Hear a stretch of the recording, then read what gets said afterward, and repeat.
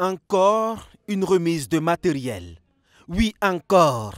Il va falloir s'y habituer avec le capitaine Ibrahim Traoré.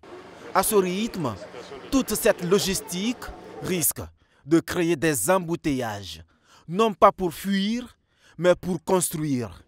Il y a quelques mois à peine, c'était près de 1000 engins qui étaient remis. Aujourd'hui, c'est plus de 700 qui viennent s'ajouter. Du concret, du lourd, du roulant, du tractant, du creusant. Bref, du matériel pour Faso-Mebo. Pick-up, machines recycleuses, bétonnières, camions bennes, citernes, grues, projecteurs mobiles, niveleuses. Une véritable parade mécanique offerte au commandant Zodnoma Ahmed Sakandé, coordonnateur de l'initiative présidentielle Faso-Mebo.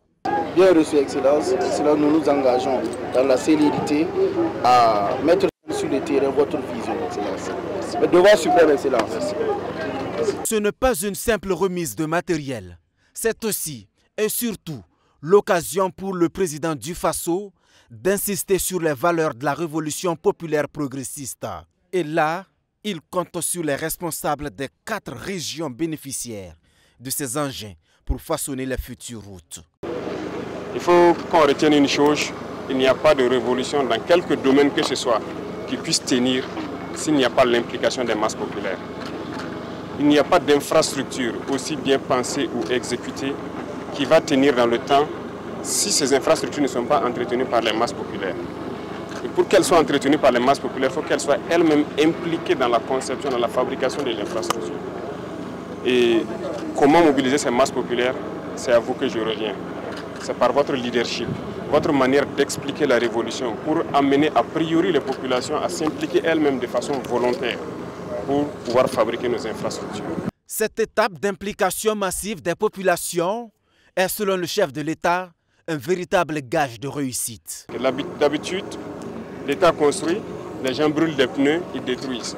Aujourd'hui, nous voulons que vous puissiez faire impliquer les populations elles-mêmes pour construire les infrastructures et les entretenir. C'est cet esprit que nous voulons que vous développez. Et je compte sur vous pour pouvoir les expliquer et qu'elles puissent adhérer de façon volontaire a priori à cette initiative-là. Donc vous ferez très bon usage et je compte sur vous pour que le message puisse passer. L'autre chose, c'est qu'a priori, vous allez mettre l'accent sur les routes logistiques militaires, c'est-à-dire le soutien de nos forces combattantes, parce qu'elles ont plus besoin de routes que quiconque. Et après, je pense que les routes intra-urbaines et interurbaines, vous allez pouvoir les planifier. Aux 2 membres du gouvernement et à leurs collaborateurs, le chef de l'État a insisté. Leur appui sera décisif pour la réalisation de toutes les infrastructures rendues possibles grâce à ces engins. Veuillez accompagner aussi les brigades autant que vous pouvez à travers vos techniciens, vos ingénieurs et tout ce qui s'ensuit. Il faut que ça fonctionne. Les directeurs régionaux qui sont là doivent participer, doivent aussi contribuer. C'est la 2e vague, mais certainement pas la dernière. Le président espère une 3e salve dans les jours à venir.